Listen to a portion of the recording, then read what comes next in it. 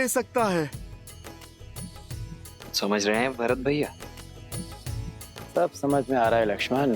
इनकी पग की पीड़ा, इनके तन की अस्थिरता, सब बहाने हैं हनुमान के। सत्य तो ये है कि भैया के तन को स्पर्श करके आया हुआ तेल भी हनुमान के लिए प्रसाद है, पावन है। सच में हनुमान की भक्ति अनुपम है। पर ये तो कम है, अभी तो और अभिषेक होंगे। भैया को माटी भी लगाई जाएगी। क्या हनुमान वो भी अपने तन में मल लेंगे? कहीं यह विचित्र दृश्य ना प्रस्तुत हो जाए। उचित कह रहे हो शत्रुघ्न। भ्राताओ, बहुत बड़ी भूल हो गई हमसे। सीता भाभी माँ के साथ ही रखना चाहिए था हनुमान को। अब और न जाने क्या क्या खेल दिखाएंगे ये। भरत भैया, जो पहले ना हो सका वो अब भी तो हो सकता है। अर्थात हनुमान जी, एक कार्य तो शेष रह गया। हमें शीघ्र भाभी माँ को यहाँ बुलवाना होगा।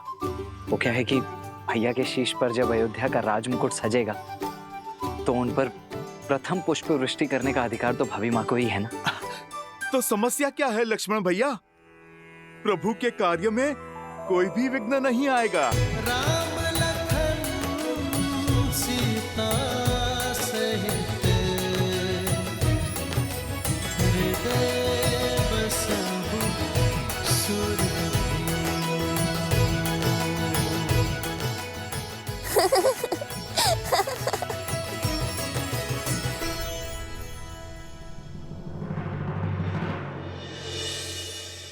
क्या हुआ देवी? इस शुभ अवसर पर महर्षि पराशर के गंभीर मुखमुद्रा का कारण सोच रही हूँ। कदाचित उन्होंने नक्षत्रों और नियति की चाल को पढ़ लिया है। स्त्री के सम्मान का प्रश्न है महादेव। मुझे सीता को दिव्य सिंदूर रूपी अस्त्र जाकर देना ही होगा। माता, दिव्यता का सिंदूर से क्या संबंध? सिंदूर न केवल माथे पे लगा लाल रंग है और न ही किसी स्त्री के विवाहिता होने का प्रतीक। स्त्री अपने मांग में सिंदूर के साथ विवाहित जीवन के सुख, समृद्धि और स्वास्थ्य के रंगों को भी भरती है। सिंदूर एक ऐसी ढाल है जो सभी प्रकार की नकारात्मक ऊर्जाओं से पति और पत्नी के संबंधों की रक्षा करता है, भीतर और बाहर के सभी द्वंद्वों का अंत करता है। जिस प्रकार श्री राम को युद्ध के समय भिन्न भिन्न प्रकार के शस्त्रों और अस्त्रों से सुसज्जित किया गया था, अब समय आ गया है देवी सीता को भी वैसे ही सज्ज करने का, क्योंकि शीघ्र ही एक और असुरी शक्ति चुनौती देने वाली है। और इस बार युद्ध केवल श्री राम को ही नहीं, देवी सीता को भी लड़ना होगा। आप जाइए देवी, समय अत्यंत कम है।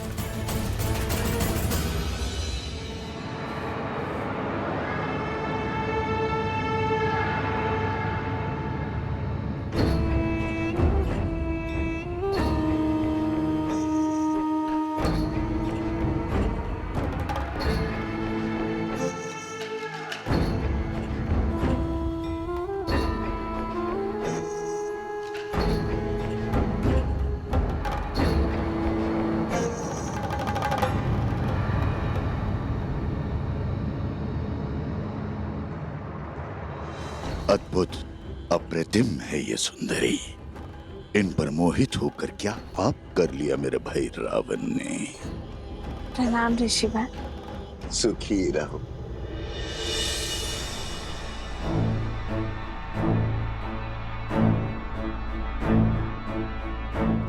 तुम्हारी सखिया कुछ विचलित लग रही है। हाँ ऋषिवर, इन्हें कुछ विचित्र स्वर सुनाई दे रहा है, किंतु मुझे कोई अनुभव नहीं हो रहा। अद्भुत। ब्रह्मांड में निरंतर अनेक ध्वनियां गूंजती रहती हैं।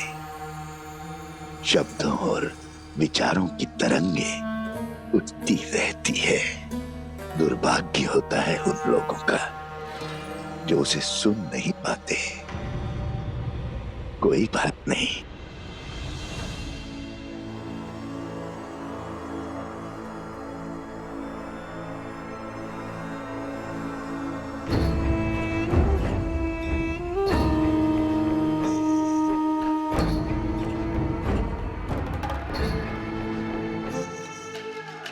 मेरे हाथों से प्रसाद खा लो, सब सुनाई देगा।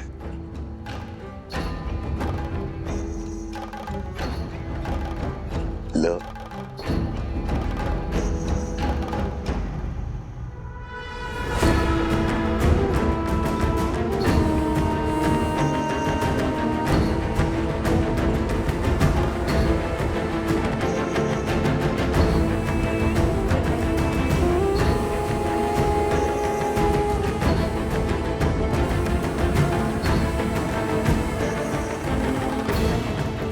प्रसाद लेकर उसे ग्रहण न करना उसका अपमान होता है देवी।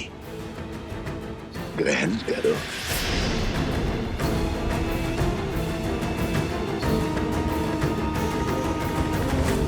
क्या हुआ, कोई संदेह? संदेह नहीं, समर्पण है ऋषिवर। श्री राम के राज्याभिषेक के लिए मैंने व्रत रखा है। आज राज्याभिषेक के बाद ही मैं छठी पूजन का व्रत खोलूंगी। क्षमा कीजिएगा ऋषिवर, किंतु मैं ये प्रसाद अभी ग्रहण नहीं कर पाऊंगी। प्रणाम। कल्याण हो।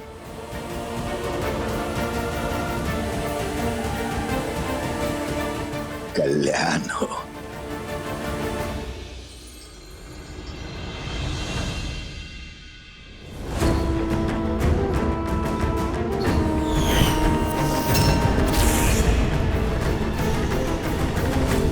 तेल अभिषेक संपन्न हुआ, अब मृदा अभिषेक आरंभ हो।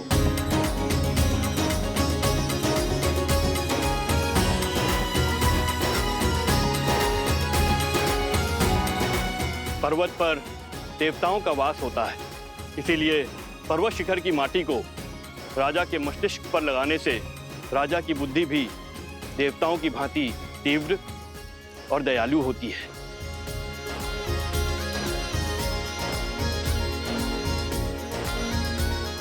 राजमहल के आंगन की माटी में शौर्य की गाथाएं, वीरों का रक्त घुला होता है और इस माटी को हृदय से लगाने से भावी राजा का मन दृढ़ होता है। जिसके मस्तिष्क में दृढ़ता हो और हृदय में दया हो, वही राजा प्रजा की सेवा कर सकता है, उसे संतान की भांति पाल सकता है।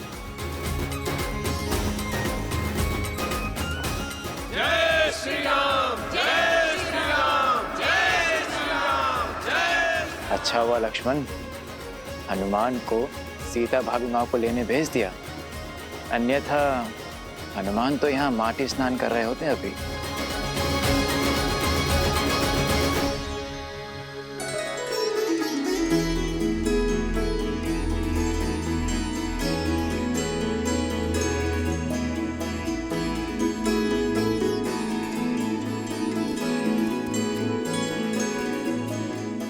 कहाँ है मैया?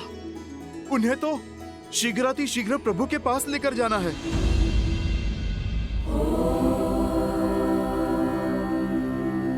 जगत पूजे जगत वंदे सर्वशक्ति स्वरूपिणी पार्वती देवी नमः।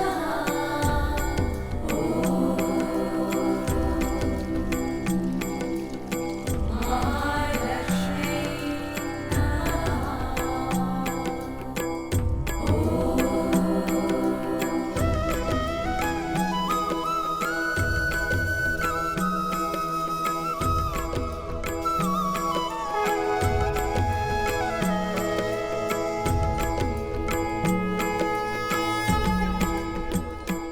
सुनिए,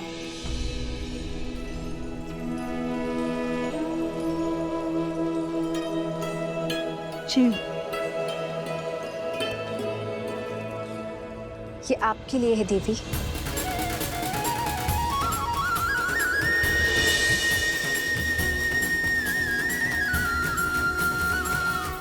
आप मुझे जानती हैं? जिन देवी सीता ने स्त्री की पवित्रता और साहस को नई परिभाषा दी है, उन देवी सीता को कौन नहीं जानेगा। ये पवित्र सिंदूर है। श्री राम के राज्य अभिषेक होने के साथ अयोध्या का सोया हुआ सौभाग्य भी जागने वाला है। श्री राम के कंधों पर बड़ा भार आने को है, किंतु पत्नी के समर्थन के बिना पति के कर्म और धर्म की यात्रा अधूरी है। ये सिंदूर आपको सबल करेगा, अपने पति का संबल बनने के लिए भी और आने वाले कष्टों का सामना करने के लिए भी। धन्यवाद। पर आप गौरी माँ से आशीष मांगा था ना, तो समझो ये उन्होंने भेजा है।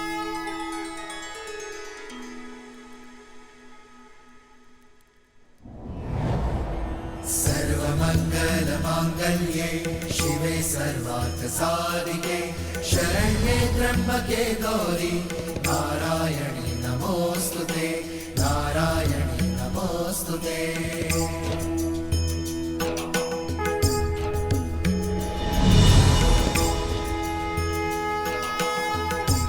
ये क्या माता, दान देने के दिन में आप दान ले रही हैं?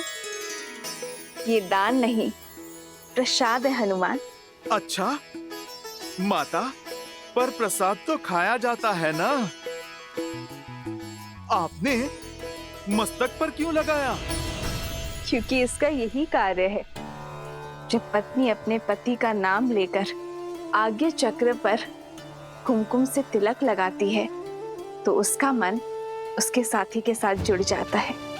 वैसे ही जब मांग में पूरी आस्था और विश्वास के साथ ये सिंदूर लगाया जाता है, तो एक स्त्री का जीवन उसके पति के साथ बन जाता है। ये तो बड़ा कठिन विवरण है। समझो, इसे अपने मस्तक पर धारण करने से श्री राम की आयु बढ़ती है, मन में उनके लिए प्रेम बढ़ता है और समाज में उनकी प्रतिष्ठा। क्योंकि मेरे मन में केवल श्री राम है।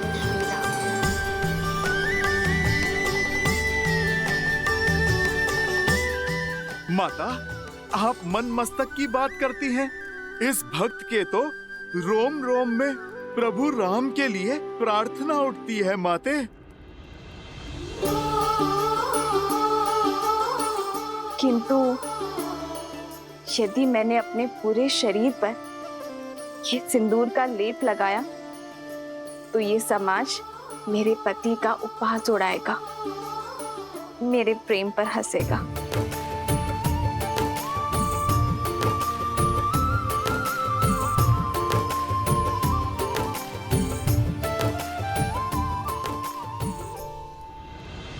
पंचगव्य अर्थात गौ माता से प्राप्त 5 उत्पाद दुग्ध, दही, घी, गौमूत्र और गौमेह, इन पांचों के स्नान से संपूर्ण देह शुद्ध हो जाती है और पृथ्वी तत्व भी शांत हो जाता है, क्योंकि गौ माता ही पृथ्वी का अन्य रूप है।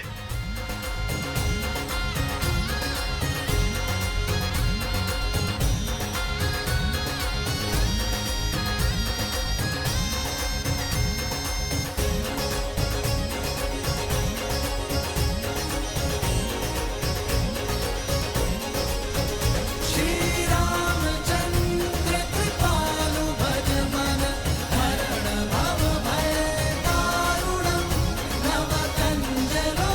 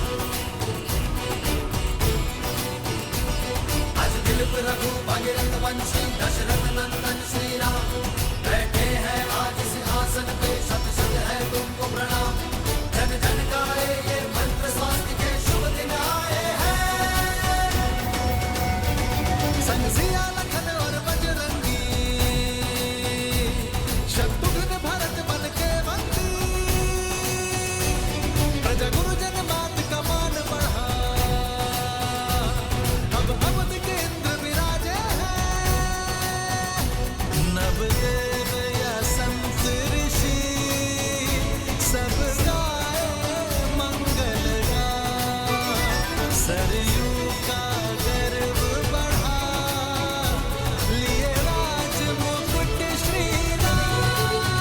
सियावर रामचंद्र की, सियावर रामचंद्र की, सियावर रामचंद्र की, सियावर रामचंद्र की।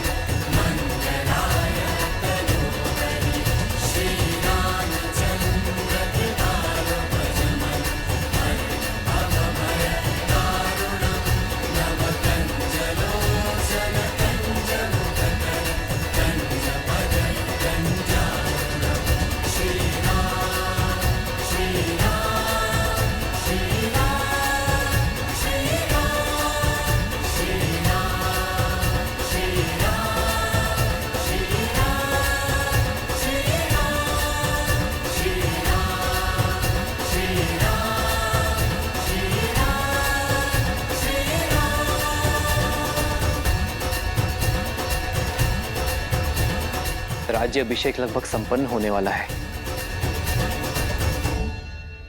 पर मेरा हनुमान नहीं दिखाई दे रहा। कहाँ है हनुमान?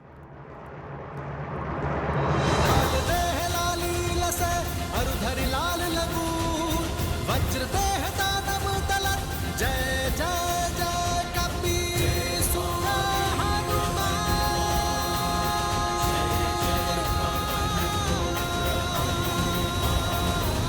बजरंग बली हनुमान जय जय महाबली हनुमान।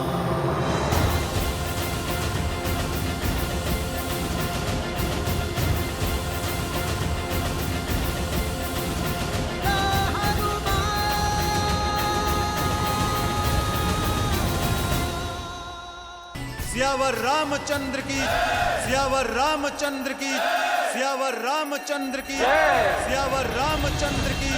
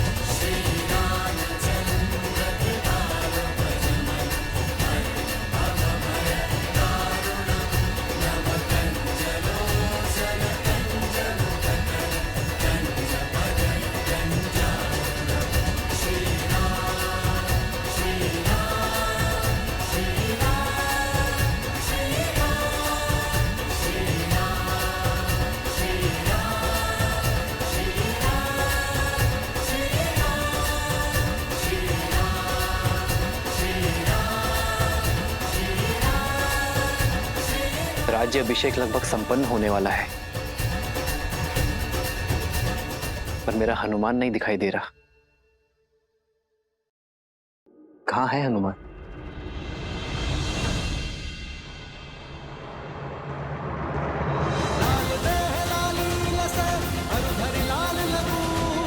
वज्र देह दानव दलत जय जय जय कपीसुर।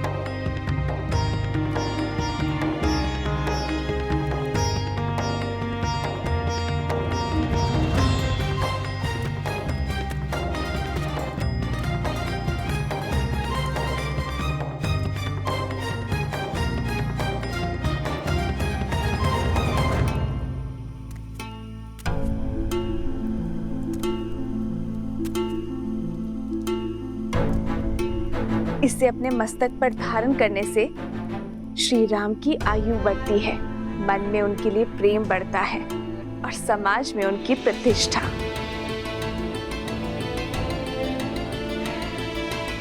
कीजिए। ना मुझे किसी के ठाठ से अंतर पड़ता है और ना ही उपहास से। मेरे लिए मेरे प्रभु का जीवन, उनका सम्मान, उनका मुझसे प्रेम महत्व रखता है। माता, आपने तो मुझे अनोखा मार्ग दिखा दिया। आपके मस्तक पे एक चुटकी सिंदूर लगाने से मेरे प्रभु का सम्मान इतना बढ़ गया। तो माता, आप सोचिए, मेरे प्रभु का सम्मान और प्रभु का मुझसे प्रेम अब कितना बढ़ेगा। क्योंकि माता, मैंने तो अपने रोम रोम को सिंदूर के रंग से रंग लिया है। मैंने तो अपनी पूंछ का भी एक छोटा सा भाग भी नहीं छोड़ा। तो माता, आप बताइए ना, इस लाल देह से मेरे प्रभु का जीवन और कितना बढ़ेगा।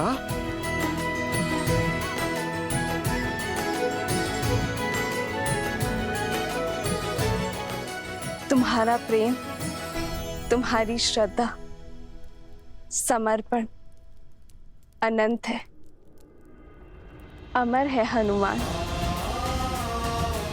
तुम चिरंजीवी रहोगे और जब तक तुम रहोगे, तुम्हारे हृदय में श्री राम का प्रेम सदा के लिए धड़कता रहेगा।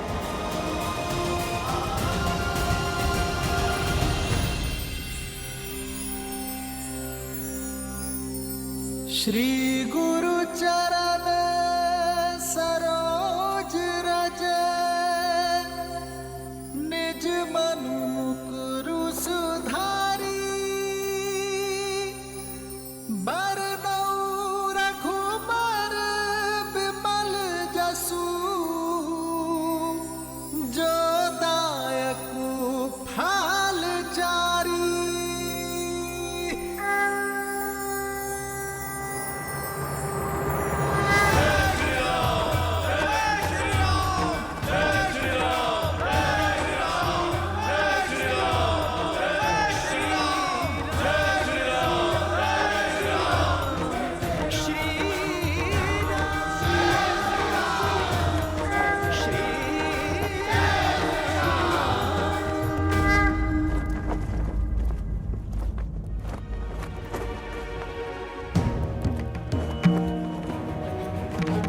इस राज्य अभिषेक के समय की कुंडली में यह स्पष्ट है कि एक महाआसुरी शक्ति अयोध्या में प्रवेश करने वाली है।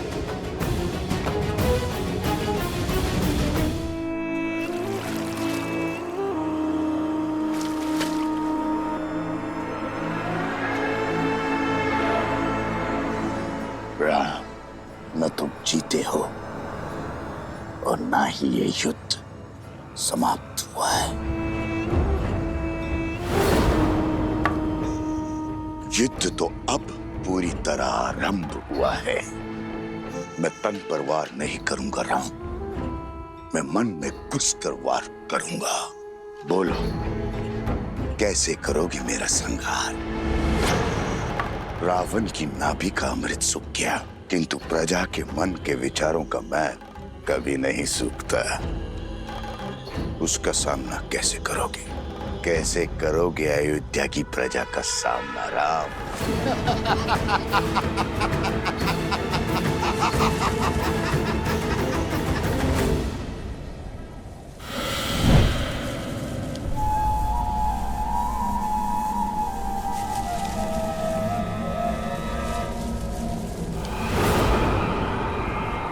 भूल हो गई मुझसे, जो आपसे सहायता की आस कर बैठी मैं, आपके द्वार पर प्रतिशोध की भिक्षा मांग बैठी मैं। अपने हाथ पे हाथ धरे देखते रहे और वहां राक्षस राज्य का अंत करने वाला वो राम, उसका राज्य अभिषेक हो गया। पराजय है ये आपकी।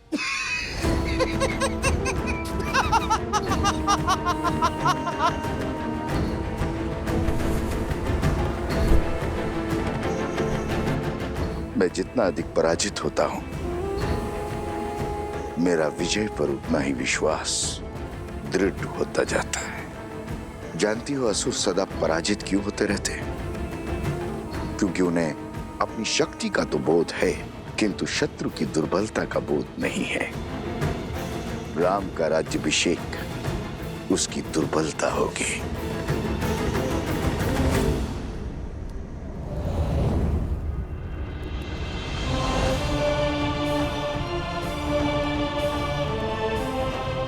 प्रणाम आचार्य। प्रणाम महर्षि। राज्य अभिषेक की कोटि कोटि बधाई हो अयोध्यापति, किंतु हर बधाई के साथ एक चुनौती जुड़ी होती। आपने पापियों का संहार तो किया, पाप का नहीं। दशानन को मारा, मगर उसकी सोच को नहीं। पाप की सोच एक ऐसा छलिया है जो बार बार स्वरूप बदलकर सामने आता और प्रहार करता। मैं वार करूंगा तो राम प्रतिकार करेगा। मैं युद्ध में विश्वास नहीं रखता। मैं 1000 छोटे छोटे घाव में विश्वास रखता हूं, और वो घाव मैं उसे नहीं दूंगा, उसके अपने देंगे। और जब घाव अपने देंगे तो लाचार होगा और पीड़ा भी अधिक होगी। अर्थात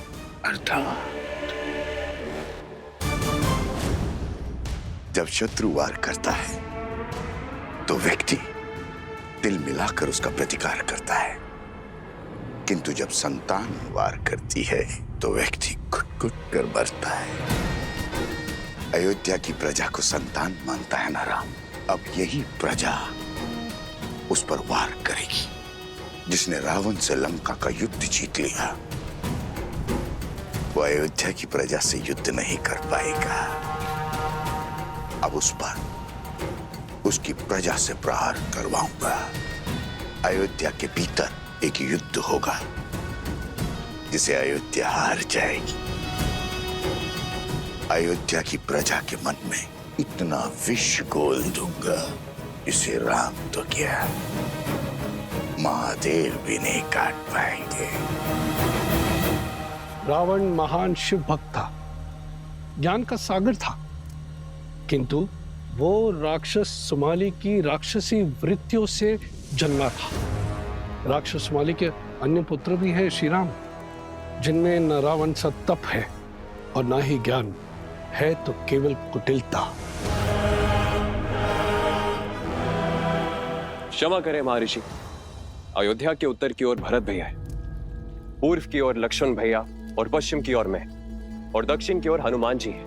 हम 4 बलशाली अयोध्या के द्वारपाल हैं। हमारे होते अयोध्या को किसका भय? पांव पर पादुका पहनने से, बाहर के कष्ट से बचा तो जा सकता है कुमार शत्रुघ्न, किंतु फोड़ा यदि देह के भीतर से निकले तो क्या करोगे? जब अग्नि घर के भीतर ही लगी हो तो द्वार बंद करने से कोई लाभ नहीं होगा।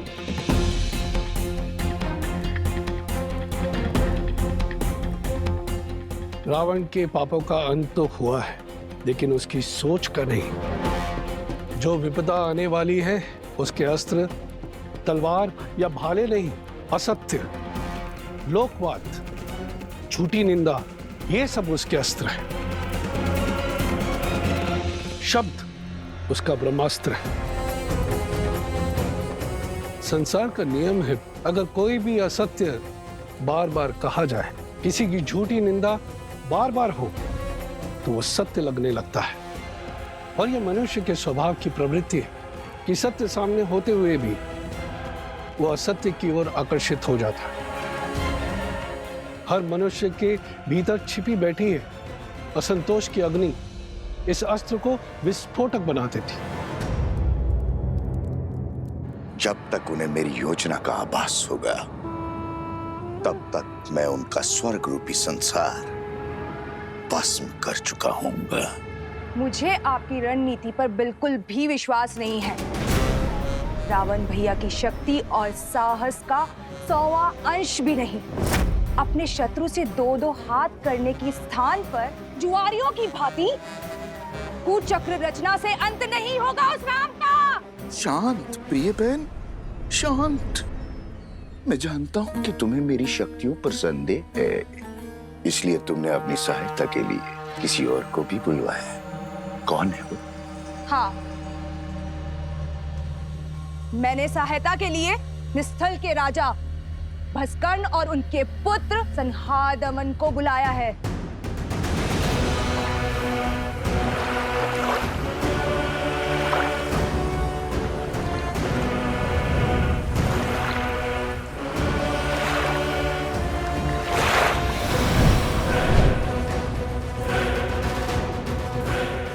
ये महाअसुर भस्कर्ण के सैनिक हैं। आप मेरे साथ? तुम्हारे महाराज को वरदान है कि जब तक वो जल में, वायु में या पृथ्वी पर खड़े होंगे, उनका वध करना असंभव है। हाँ।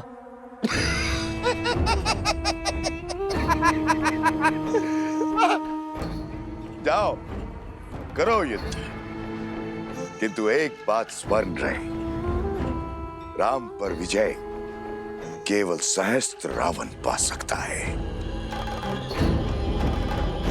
जाओ, अपनी योजना को आकार दो।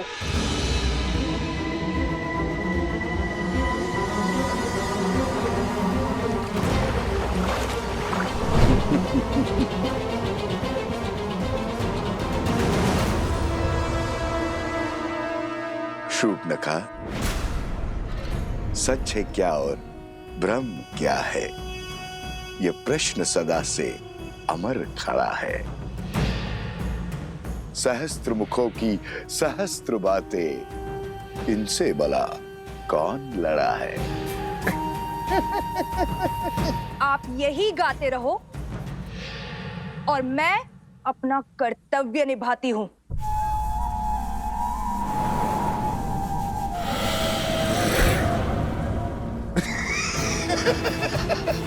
राम राज्य पर अनिष्ट की छाया तक नहीं आएगी महर्षि।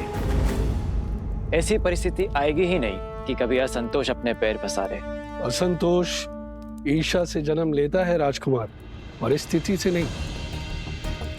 संदेह नहीं है कि श्री राम राज्य को संतुष्ट रखने का प्रयास करेंगे, किंतु राष्ट्र के कोने कोने में सबको सुख और लाभ पहुंचाने में समय लगेगा, और झूठी निंदा, असत्य और संदेह के बीच फैलाने में नहीं। संदेह मन के किसी कोने में छिपकर घास के तिनकों की भांति तनिक सी निंदा से पोषित होकर बढ़ता रहता है, और हमारी अनुमति के बिना हमारी मति भ्रष्ट करता रहता है, और यही सहस्त्र रावण की शक्ति है।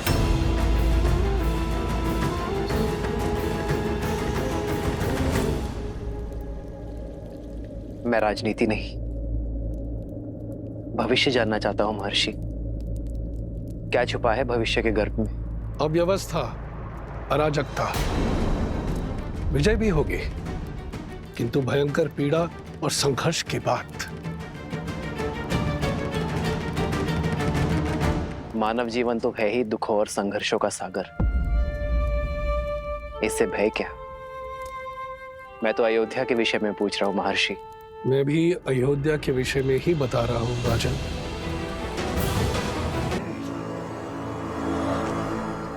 भैया सुना है, श्री राम ने सागर पर सेतु बनाया था, असंभव को संभव कर दिखाया था। देवी देवताओं की विशेष कृपा है हमारे महाराज के ऊपर। सुना तो यह भी है कि रावण कोई साधारण योद्धा नहीं था।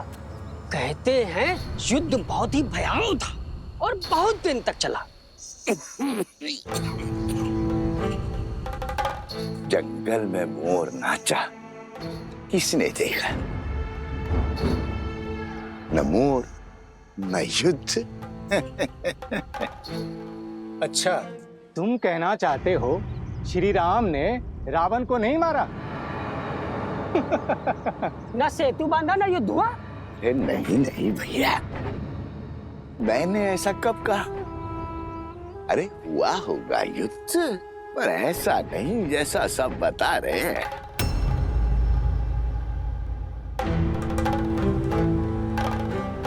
सागर तो पर्वत निगल लेते हैं और उस पर यदि रावण इतना बलशाली था, 10 लोगों का स्वामी था, तो क्या वो सागर पर पुल बांधने देता?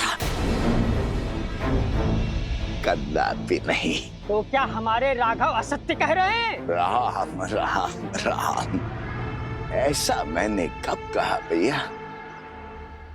अरे श्री राम गए होंगे लंका और रावण को ललकारा होगा, और रावण भी आ गया होगा रणभूमि में, और श्री राम ने एक बाण से उसका वध कर दिया होगा, बस।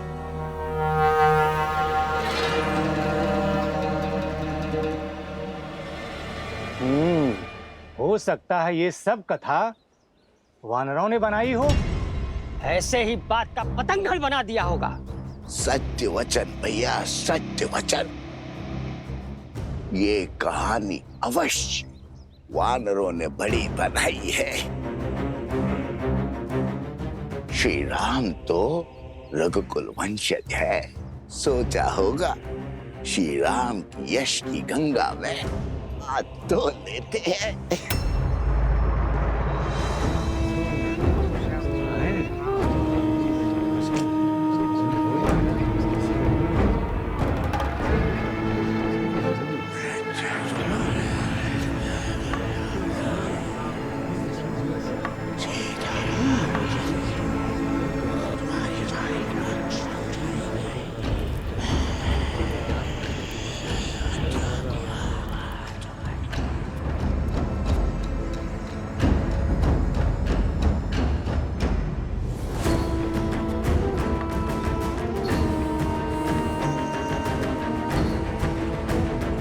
उपहास निंदा में बदलेगा और निंदा संदेह में। इस प्रकार सबके मन में संदेह रूपी सहस्त्र रावण बस जाएगा और संदेह से फैलेगा असंतोष। अब राम को मारने के लिए किसी शस्त्र की आवश्यकता नहीं।